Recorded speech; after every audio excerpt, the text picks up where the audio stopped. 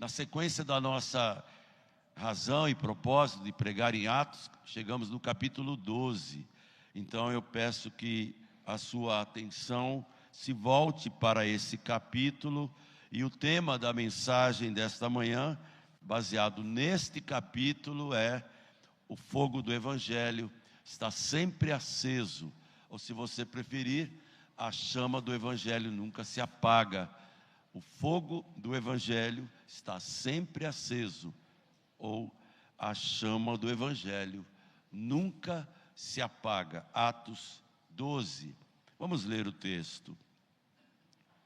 Por aquele tempo, mandou o rei Herodes prender alguns da igreja para os maltratar, fazendo passar a fio de espada a Tiago, irmão de João.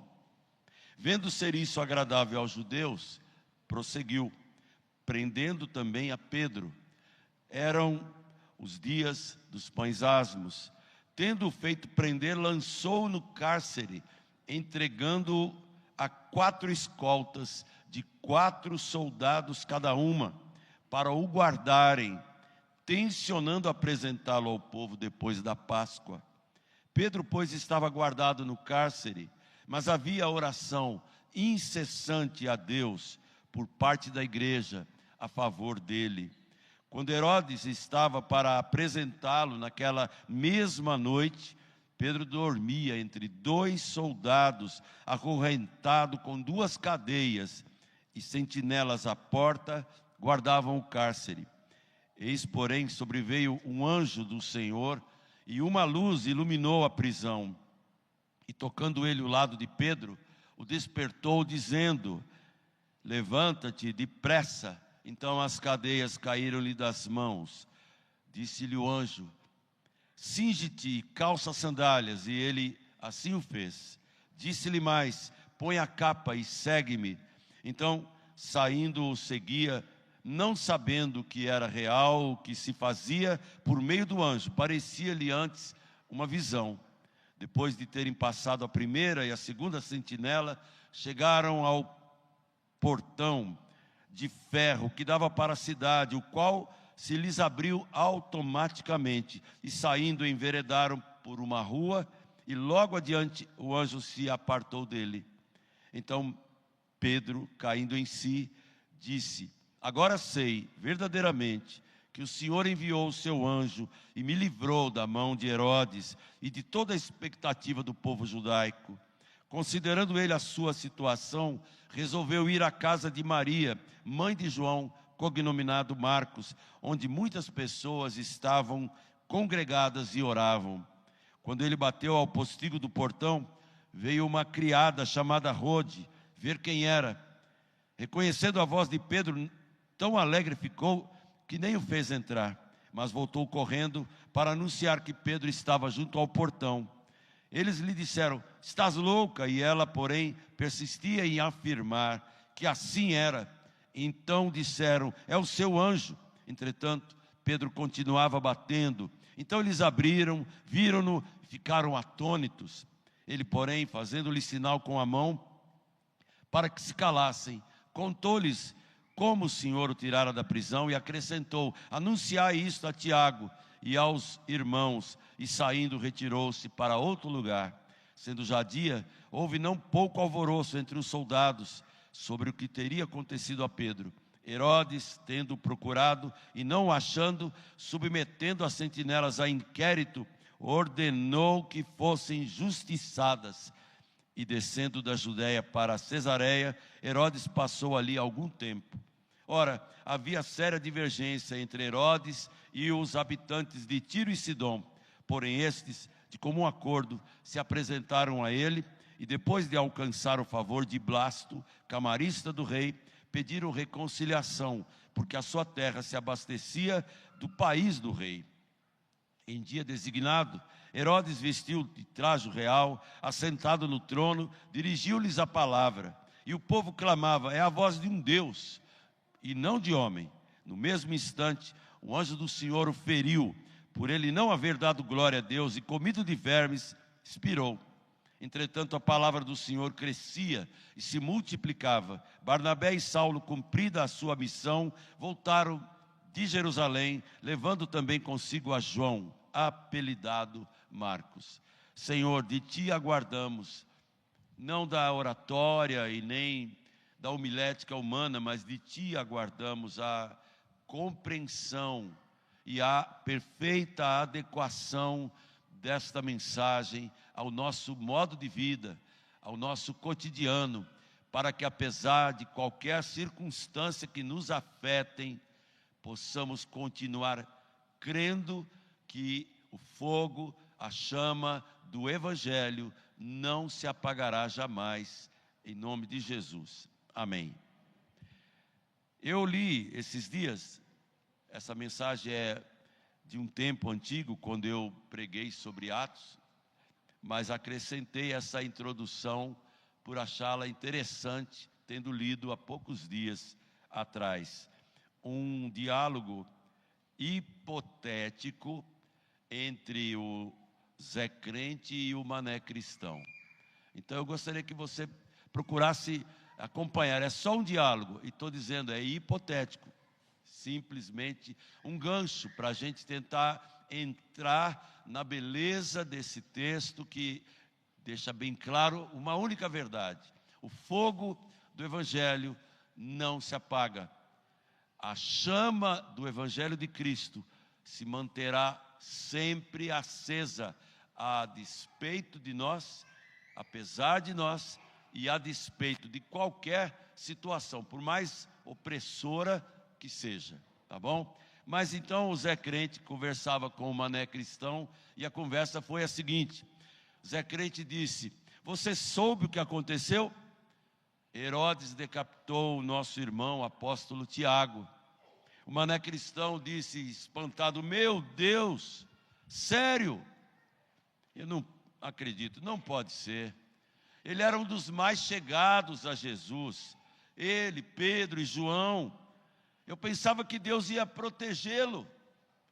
Zé Crente disse: espere, isso não é tudo. Pedro está preso e ele parece que é o próximo. O Mané Cristão disse: Jesus Altíssimo, tem misericórdia. O Zé Crente retrucou, disse: ainda por cima, as pesquisas mais recentes comentam que amanhã, depois da festa, vai ser a execução de Pedro. Mané Cristão então disse: meu Deus, e agora? Tiago já foi decapitado, e amanhã pode ser que matem Pedro. Será o início do fim da chama. O Evangelho vai se apagar. Ninguém vai fazer nada? O Mané Crente pergunta. E o Zé Crente retruca dizendo: sim, nós vamos fazer uma vigília na casa de Maria, mãe de João Marcos. E o Mané Cristão responde: tá certo, até lá. Simples assim. Aí eu começo a questionar minha cabeça quando eu penso nesse texto. Talvez você pense igual. Não há momentos em que a gente imagina, reflete, pondera e quase começamos a crer que a batalha está perdida?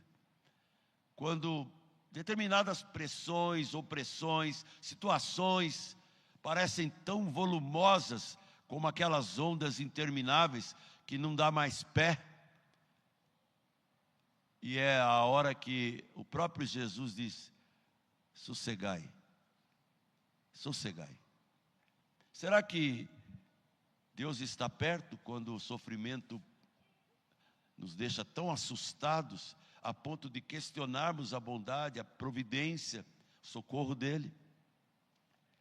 Como é que Deus permite que homens como Herodes, até certo ponto, façam tamanha maldade e gente boa, cristã, temente, fiel, como Tiago, seja decapitado por pura exibição de poder? Aí a gente começa a pensar que nós também temos situações na vida, talvez não tão violentas e dramáticas e assustadoras, mas são as nossas. Porque o fardo do outro para nós é leve, a dor do outro para nós é leve. A perseguição ao outro lá no Afeganistão, na Ásia, não incomoda a gente. Talvez a gente nem lembre de orar, especificamente, mas quando um vizinho nos importuna, quando esbarramos no carro dele ou ele no nosso, e ele sabe que a gente é crente, vem provocações, intimidações, bullying de tudo quanto é jeito, e aí é hora de falar: irmãos, orem por mim, que a coisa está séria. Perto de um Tiago decapitado, qual é a seriedade do teu drama e do teu problema e do meu? Aí a gente vê em Atos 12, logo de cara, Tiago é morto. Em seguida, Pedro é preso.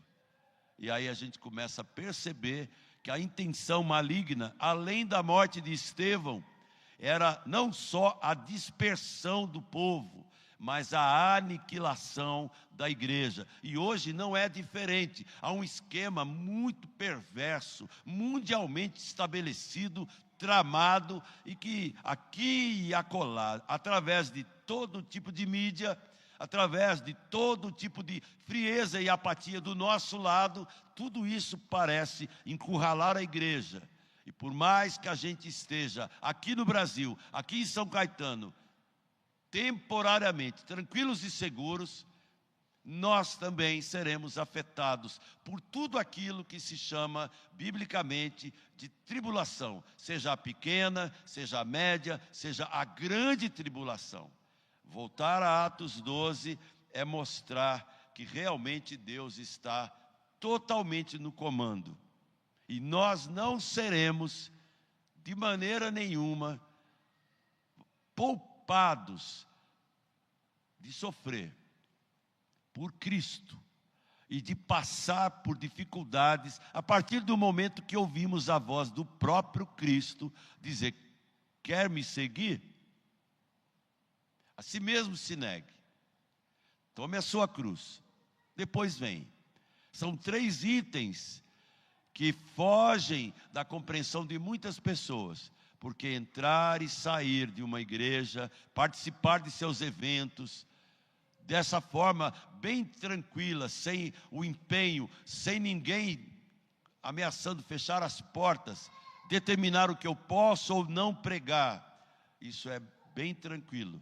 Mas quando as ameaças nos fazem lembrar que em vários cantos do mundo, em várias épocas da história, os crentes foram os alvos preferidos, desde o Coliseu em Roma até os nossos dias, China, Coreia do Norte, Janela 1040, tudo isso revela que a igreja continua sob ataque, mas o Evangelho, a chama dele, jamais será apagada. O Evangelho sempre, com o seu fogo, se manterá aceso, porque não depende do empenho, da dedicação, do método que eu uso, do método que você usa, mas sim do Deus que dá o Evangelho. Sua base forte, do Espírito que incendeia chamas que mobilizam nossa vontade e nos arrancam da nossa zona de conforto. Por isso, eu afirmo, sem medo e com alegria no coração, que o fogo do Evangelho está sempre aceso. E nesse texto eu vejo, e vou dividir em 4 partes, para que, de alguma forma, o mais didático possível, você possa crer que o Evangelho que Deus colocou no seu coração, depois que você acreditou em Jesus e subsequentemente te selou com o Espírito Santo da promessa, o Evangelho é chama. O Evangelho não é mero raciocínio, mera configuração teológica, inteligência. Não, é muito mais. É chama que queima tudo quanto é palha, madeira, feno, e depura ouro, prata, pedra preciosa, para que o fogo não nos anule, pelo contrário, nos aperfeiçoe. Por isso, irmãos, o fogo do Evangelho está sempre aceso. Em primeiro lugar, mesmo que tragédias terríveis atinjam seus servos mais piedosos. O fogo do Evangelho está sempre aceso, mesmo que tragédias horríveis atinjam os seus servos mais piedosos. Olha, se a gente morre, quem vai saber? Quem vai se importar? É só mais um? Mas quem você colocaria depois dessa vírgula, dessa conjunção aí? Mas se morrer, aí você que sabe. Você escolhe aí quem você não gostaria que morresse tão cedo. Mas se for eu, se for você, quem somos nós? Apenas servos com a vontade de nos tornarmos inúteis. Porque para ser servo inútil, é preciso fazer toda a vontade de Deus. E olha, a quilômetros de distância nós estamos. Por isso, o fogo do Evangelho está sempre aceso, mesmo que tragédias terríveis atinjam os seus servos mais piedosos. Versos 1 a 4, somente para relembrar. Naquele tempo, Herodes manda prender gente da igreja para maltratar. Começa aí. E ele imediatamente, a seu bel prazer, sem critério, sem nada, ele mata ao fio da espada Tiago, irmão de João, parceiro de Cristo, companheiro de Cristo o tempo todo. E ele viu que isso era agradável e continuou a sanha, prendendo também a Pedro. E eram os dias dos pães asmos. Colocou Pedro no cárcere, entregou a 4 escoltas. Irmãos, veja, Pedrão não era mole não. 4 escoltas, 4 soldados, cada uma na matemática dá quantos brutamontes? 16, obrigado. Eu nunca fui bom de matemática, ela sempre foi, então obrigado. Olha só, irmãos, e ele tensionava, a festa está boa, para o meu lado a coisa está boa, eu estou aumentando a popularidade, vamos descer o malho nessa turma. Tiago já foi, depois da festa vai Pedro. Acabou a liderança, acabou todo mundo, acabou o Evangelho. Deus dá a eles uma lição através da libertação de Pedro e a nós também. O Evangelho tem uma chama, tem um fogo que não vai se apagar, mesmo que coisas terríveis aconteçam aos seus servos mais piedosos. Irmãos, sem alongar o assunto, eu vejo uma analogia entre o cabeça de ovo e o Herodes, porque... não vou traduzir isso não, vocês conhecem a coisa. Ele está dizendo que Herodes viu que era agradável fazer essa maldade com Tiago e prender os outros. Ele falou, vou continuar. Irmãos, essa coisa é cíclica na história. Fizeram com Jeremias, fizeram com todos aqueles pobres cristãos dos 2 primeiros séculos na arena do Coliseu. Fizeram na época da pré e da pós-reforma, também fizeram, em todo canto. Fizeram no tempo de Nicolau Ceausescu na Romênia, e de lá vem um dos maiores líderes cristãos de todo o século XX, que pregou e escreveu um excelente livro que talvez você já leu, Torturados por Amor a Cristo. Veio no Brasil em 76, incluindo muitos irmãos dessa igreja, estiveram cantando, acho que no Pacaembu, num grande coral, quando ele veio pregar aqui. Bom, são histórias que revelam que a chama, o fogo do Evangelho, nunca vai se apagar, mesmo que coisas horríveis, tragédias horríveis, aconteçam com os seus servos mais piedosos. Segunda verdade, o fogo do Evangelho está sempre aceso. Sempre, mesmo que Deus intervenha para libertar seus servos de situações humanamente impossíveis. Veja, irmãos, situações humanamente impossíveis, do verso 5 ao 19. Mesmo que Deus tenha que intervir para libertar seus servos de situações humanamente impossíveis. Será que não seria melhor Ele não permitir que eles sejam levados para situações assim? Vamos orar por isso. Mas de repente Deus quer o quê? Para que serve o fogo? Qualquer funileiro aí deve saber, né? Para que o fogo serve quando tem muita escória? Qualquer ourive sabe disso, quando tem muita escória. Ele tem que depurar, ele tem que limpar para que a gente seja um vil metal? Não, precioso metal. Por isso, tem um cântico que eu pedi ao Mauro, quem sabe, um dia vai se cantar aqui, um cântico não muito antigo, que fala, Senhor, acende um fogo em mim, e pega esse homem vil que eu sou e me transforme num precioso metal. E é isso que a gente vê aqui, mesmo que Deus tenha que intervir para libertar seus servos de situações humanamente impossíveis. E não tinha como. A igreja não tinha tribuna, não tinha advogados, não tinha assessores, não tinha nada para defendê-la. Só Cristo. E só Cristo é maior e mais poderoso do que tudo. E aí a gente começa a perceber que a situação era humanamente impossível. Se você dá uma olhadinha no verso 5, Pedro estava sendo guardado no cárcere, 16 brutamontes. Mas, olha aí a maneira de Deus resolver as coisas. Verso 5, o que acontecia lá, enquanto ele estava preso? Dá para um camarada como Pedro, mesmo valentão, sarado pescador, não sei se ele era brutamontes, eu não sei, mas bom de espada ele também não era. O máximo que ele acertava era uma orelha, quando o camarada ainda virava assim, porque senão era o pescoço que ia. Só que aqui a gente percebe que o que deu a vitória para ele, a libertação para ele, foi o que a igreja estava fazendo, não o que ele estava fazendo. Ele não podia fazer nada. De 16 homens completamente treinados para aquilo, Pedro não podia se safar. E eu também não posso, você também não pode. Há situações que nos encurralam e a gente não tem saída. Aí é hora de eu acreditar. Se o evangelho é chama, que não se apaga, eu tenho que acreditar que Deus pode me libertar, mesmo que para mim seja humanamente impossível me safar.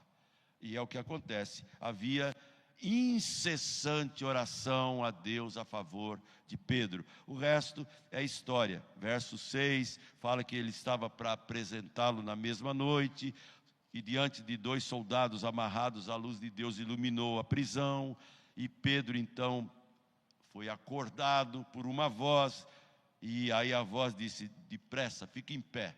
Ele se levanta e as cadeias se rompem. Irmãos, não tinha nenhum chaveiro lá, não tinha um serrote lá, não tinha nada. Irmãos, aquelas cadeias eram brutais, o negócio era violento. Acho que um elo daquelas correntes já pesava tanto que dava cãibra, dava dor, dava tudo. E de repente Pedro se levanta a custo e a esgotamento provavelmente. E ele, quando se levanta, se liberta. Deus faz isso, ele intervém para fazer esse milagre. E o verso de número 8, Deus fala assim: se apruma aí, rapaz, aperta a cinta, vamos embora. Vamos embora, vamos sair. Põe sandália, porque lá fora está ruim, não tem asfalto, não é, sabe, calçada bonita da Goiás, não, o bicho pega lá fora. Põe a sandália. Ele sai, põe a sandália, põe a capa e seguiu o anjo. Olha que interessante, irmãos. Quando ele sai, ele estava em êxtase. Eu não sei se eu estou sonhando, eu não sei se eu estou indo, eu não sei o que é isso.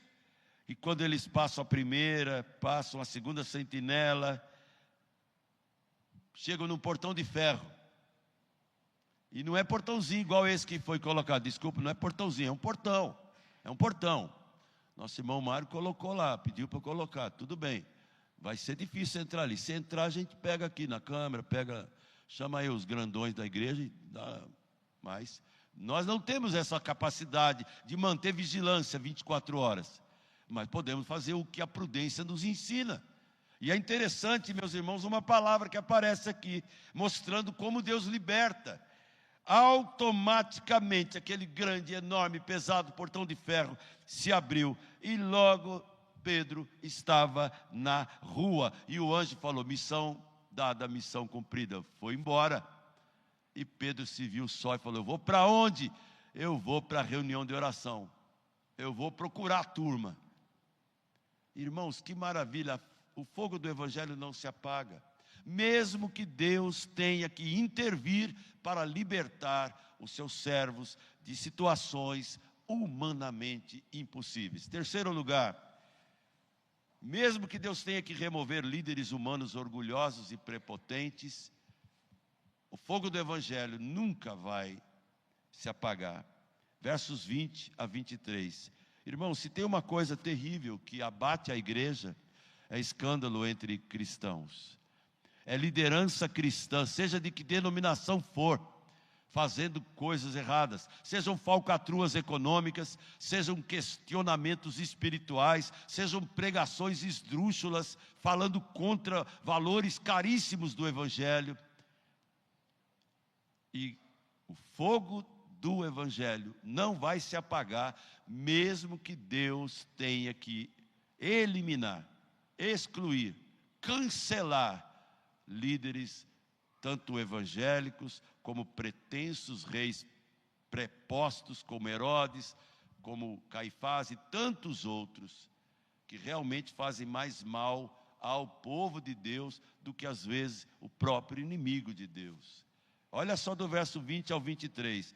Herodes tinha problemas com todo mundo, divergências com os habitantes de Tiro e Sidom. Chegaram a um acordo, como sempre. E depois que Blasto, camarista do rei, intercede, eles conseguiram, através dele, um pedido de reconciliação, pois a terra dele se abastecia do país do rei. Em dia designado, Herodes vestiu o traje real. Olha a pompa, olha o que Herodes estava pretendendo. Pedro está preso, Tiago está morto. Eu estou fazendo acordo com a turma que mais me enche a paciência. Agora eu vou estar como o dono do pedaço. Nem Pilatos vai acabar, me atrapalhar, nem César me tira daqui. Bom, aí o que aconteceu? Ele se vestiu com toda a pompa, se assentou no trono e dirigiu uma palavra, talvez com câmara de eco, talvez com alguma acústica adequada, sei lá. E o povo clamava, e a galera, o povo, já disse a algum sábio que não era tão sábio assim: a voz do povo não é a voz de Deus, né? Mas é o que a turma fala, e o que nós já dissemos: a voz do povo é a voz de Deus. E olha só, é a voz de um Deus, não é a voz de um homem. E no mesmo instante, tal arrogância, tal a soberba de Herodes, que Deus o feriu, porque ele não deu glória a Deus, e comido de vermes expirou. Problemas de ordem intestinal, coisas tenebrosas que vapt-vupt tiraram a vida dele rapidinho, e Herodes já era, não é mais. O grande morreu quando Cristo era pequeno, depois os 4 tetrarcas foram colocados, cada um numa região, esse é só mais um. Que Deus elimina, que Deus tira. O coração dos homens poderosos e reis e governantes está nas mãos de Deus, e Ele, segundo o seu querer, faz o caminho deles, para lá ou para cá. Por isso, a igreja tem que crer que o Evangelho não será extinto por determinação de juiz nenhum, de presidente nenhum, de tribunal nenhum. Talvez uma pressãozinha seja bom para aquecer o fervor da igreja. Isso quem determina é Deus, quando Ele assim o quiser. Mas Ele tem o poder de remover líderes orgulhosos e líderes prepotentes, quando eles ameaçam e prejudicam o seu próprio povo. E a última parte da mensagem, versos 24 e 25. O Evangelho mantém sua chama sempre acesa, mesmo que o inferno conspire para silenciá-lo com forte oposição. Mesmo que o inferno conspire para silenciar, para apagar o fogo do Evangelho, ele vai se manter sempre aceso. Verso 24 e 25 termina assim: entretanto, que palavra maravilhosa, irmãos. Entretanto, isso é muito bom a gente saber, porque se fosse só um ponto final, acabou. Mas aí vem a palavra mas, ou entretanto, e Deus diz: olha, a coisa não terminou com a morte de Herodes, nem terminou com a prisão de Pedro, nem terminou com a morte de Tiago. A palavra do Senhor crescia e se multiplicava.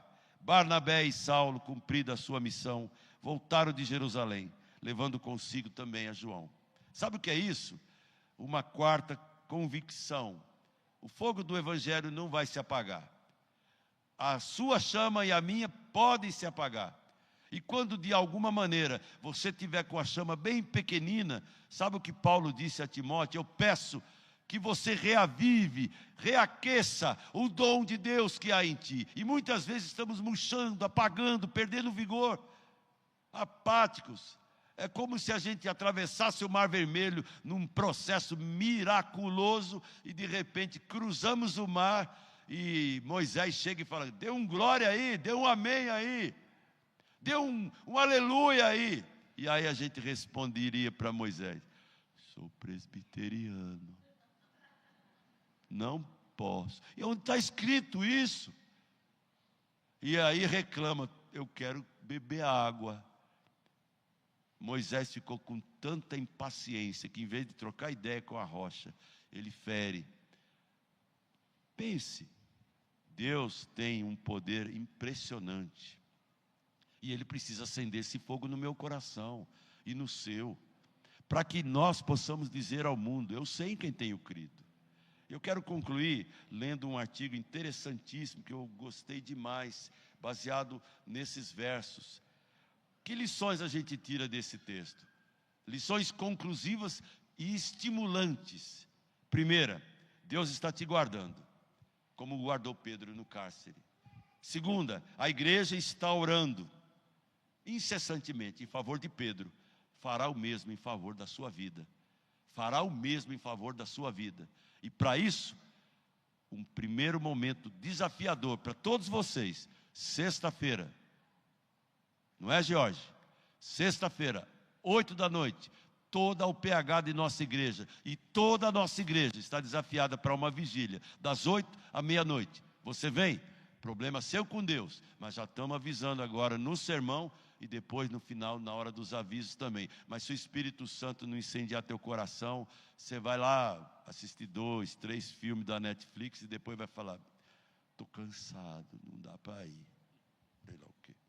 Outra lição que eu achei interessante: os heróis estão descansando. Enquanto Herodes tramava e ficava: minha popularidade está boa, vou matar o cara, a Bíblia diz que Pedro dormia entre 2 soldados.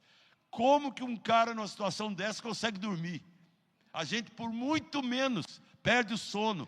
Pedro dormia, isso é maravilhoso. Outra verdade: os anjos estão chegando. Enquanto ele dormia, enquanto a igreja orava, a Bíblia diz, um anjo aparece e fala: Pedro, chega de dormir, levanta, vamos embora, vamos para casa. Que bonito isso, irmãos. A igreja orava, Rod chega e bate na porta. Aliás, desculpa, Pedro bate na porta e Rod vai ver quem é. Ela fala: é Pedro, não acredito. Aí ela volta e diz: é Pedro. E a turma diz: não acredito. Eles oram e não acreditam.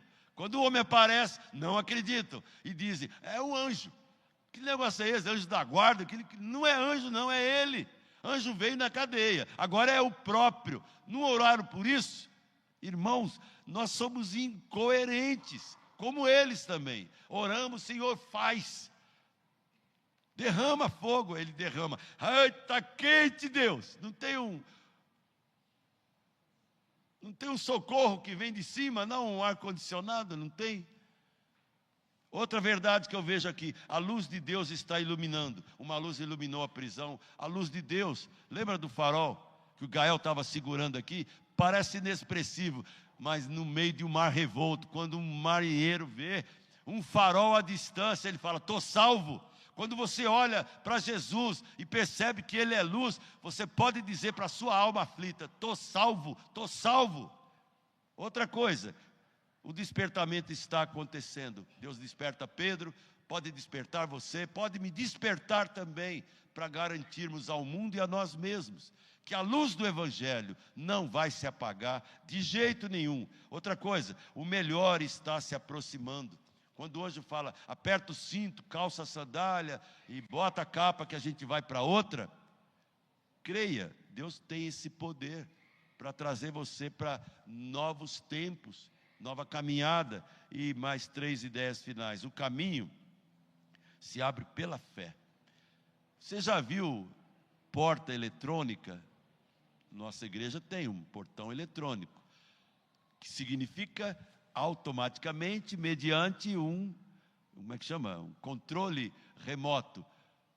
Nossa fé, quando a gente crê que o poder de Deus não depende da nossa energia, aquele imenso portão de ferro, o texto de Lucas em Atos diz: abriu automaticamente.